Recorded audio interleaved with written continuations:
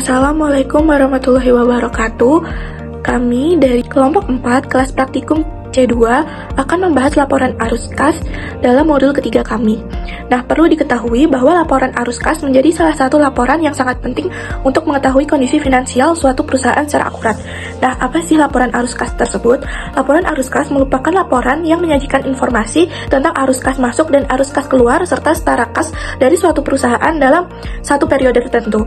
Nah, secara umum laporan arus kas terdiri dari 3 bagian, yaitu aktivitas operasi, aktivitas investasi, dan aktivitas pendanaan. Nah, laporan arus kas ini membantu perusahaan dalam mengevaluasi likuiditas, solvabilitas, serta fleksibilitas keuangan dalam menghadapi perubahan ekonomi. Nah, kemudian apa sih kegunaan dari laporan arus kas? Nah, laporan arus kas ini memiliki beberapa kegunaan seperti memberikan informasi keuangan perusahaan yang membantu menilai beberapa poin penting seperti arus kas di masa mendatang dengan melihat tren tahun-tahun sebelumnya. Yang kedua yaitu menunjukkan kemampuan perusahaan dalam mempertimbangkan atau mengambil keputusan, pembayaran dividen bagi investor, dan kelancaran dalam membayar utang bagi kreditur.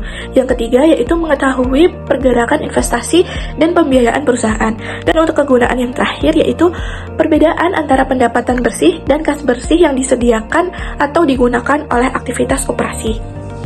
Selanjutnya itu klasifikasi arus kas. Jadi komponen pendukung arus kas ini diklasifikasikan ke dalam 3 aktivitas utama di perusahaan. Pertama, aktivitas operasi, yaitu meliputi kumpulan aktivitas atau transaksi-transaksi yang terjadi langsung dengan kondisi kas perusahaan. Arus kas masuk dari aktivitas operasi paling utama didapatkan dari penjualan atau pemberian jasa yang dilakukan perusahaan. Penerimaan kas lainnya ini berasal dari pendapatan bunga, dividen, atau pendapatan lainnya. Sedangkan arus kas keluar meliputi pembayaran untuk membeli barang dagangan, membayar gaji karyawan, beban pajak, bunga, beban utilitas, sewa, dan pelunasan utang yang non-bank. Selanjutnya yang kedua itu aktivitas investasi, meliputi pembelian atau penjualan harta milik perusahaan yang memiliki jangka waktu yang lama dan tidak untuk tujuan diperdagangkan atau non-trading securities, yaitu aset tetap masuk dan kas keluar dari aktivitas investasi diantaranya itu membeli atau menjual tanah, bangunan, dan peralatan lainnya. Yang ketiga itu aktivitas pendanaan, meliputi berasal dari transaksi yang mempengaruhi penambahan atau pengurangan modal. Arus kas masuk pada aktivitas pendanaan dapat bersumber dari penjualan surat berharga, ekuitas seperti saham perusahaan, penerimaan obligasi, dan pemasukan dana lainnya. Sedangkan arus kas keluar pada aktivitas ini berasal dari pembelian saham atau dari penerimaan obligasi. Selanjutnya, metode penyusunan laporan arus kas. Metode penyusunan laporan arus kas itu ada 2, yaitu metode langsung dan metode tidak langsung. Perbedaan dari kedua metode ini terdapat pada aktivitas operasi. Penjelasannya sebagai berikut. Yang pertama, metode langsung. Metode langsung adalah metode yang menyajikan penerimaan dan pengeluaran kas secara eksplisit berdasarkan transaksi kas yang terjadi. Dengan metode ini, laporan arus kas aktivitas operasi dihitung dengan langsung menjumlahkan seluruh penerimaan kas dan mengurangkan seluruh pengeluaran kas. Rumus dasarnya yaitu arus kas bersih dari aktivitas operasi, total penerimaan kas dikurang total pengeluaran kas. Di mana yang pertama total penerimaan kas terdiri dari kas yang diterima dari pelanggan ditambah pendapatan bunga dan ditambah pendapatan dividen. Yang kedua total pengeluaran kas terdiri dari pembayaran ke pemasok, pembayaran gaji karyawan, pembayaran biaya operasional, pembayaran bunga, dan pembayaran pajak. Di sini saya Fida Hairunisa akan memaparkan materi selanjutnya mengenai contoh perhitungan metode langsung dari arus kas bersih aktivitas operasi. Nah, PT Maju Sejahtera memiliki data transaksi berikut dalam setahun, yaitu penerimaan kas dari pelanggan sebesar 800 juta, pendapatan bunga 50 juta, pendapatan dividen 20 juta, pembayaran kepada pemasok 300 juta, pembayaran gaji karyawan 150 juta, pembayaran biaya operasional lainnya sebesar 100 juta, pembayaran bunga pinjaman 30 juta, dan pembayaran pajak 70 juta. Maka perhitungannya yaitu menotalkan penerimaan ataupun pendapatan, lalu dikurangkan dengan total dari pengeluaran-pengeluarannya. Oke, di sini 800 juta ditambah 50 juta ditambah 20 juta menghasilkan 870 juta sebagai total dari penerimaan kas. Lalu kita totalkan juga pengeluaran kas meliputi 300 juta ditambah 150 juta, ditambah 100 juta, ditambah 30 juta, ditambah 70 juta, yang menotalkan sebesar 650 juta dari total pengeluaran kas. Selanjutnya, kita operasikan total penerimaan kas dengan dikurangi total pengeluaran kas sebesar 870 juta dikurangi 650 juta yang menghasilkan 220 juta, maka arus kas bersih dari aktivitas operasinya sebesar 220 juta.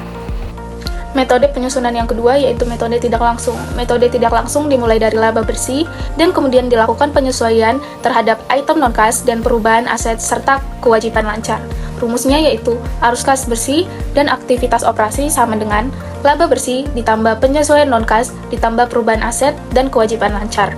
Di mana yang pertama, penyesuaian non-kas mencakup penyusutan ditambah amortasi ditambah beban non-kas lainnya.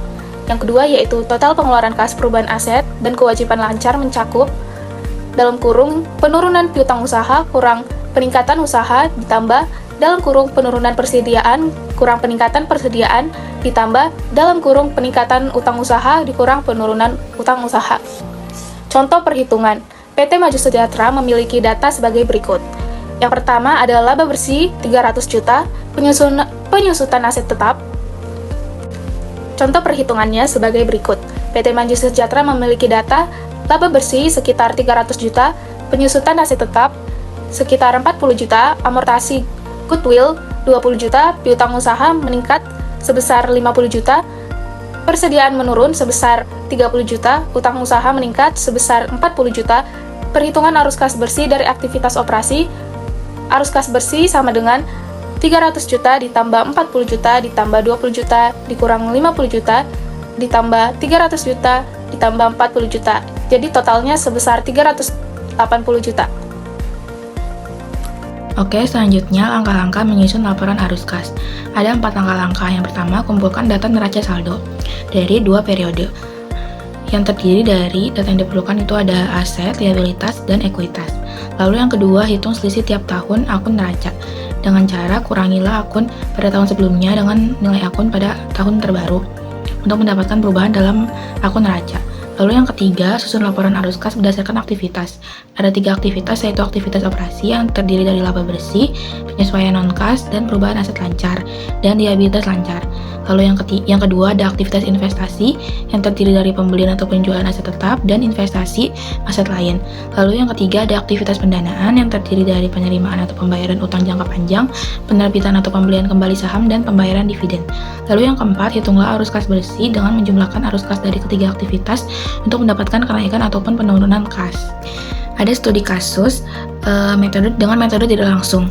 Di sini, PT Sejahtera Makmur adalah perusahaan dagang yang bergerak di bidang distribusi barang konsumsi. Berikut neraca saldonya. Nah, diketahui laba bersih tahun 2024 sebesar 25.000, perusahaan membeli aset tetap senilai 30.000, penyusutan aset tetap selama tahun 2024 sebesar 7.000, perusahaan mendapatkan tambahan pinjaman bank sebesar 15.000, pemilik menambah modal sebesar 10.000, dan diminta membuat laporan arus kas dengan metode tidak langsung. Nah, ini adalah jawaban dari studi kasus dengan metode tidak langsung laporan arus kas.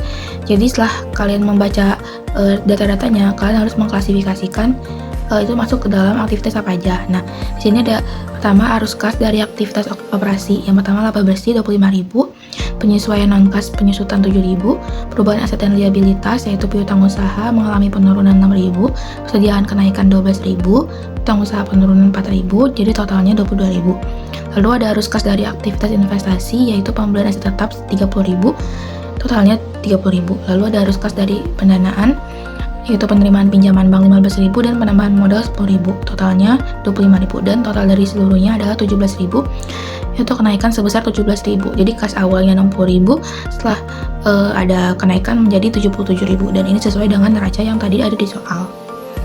Nah, sekian penjelasan dari kami, semoga bermanfaat. Terima kasih.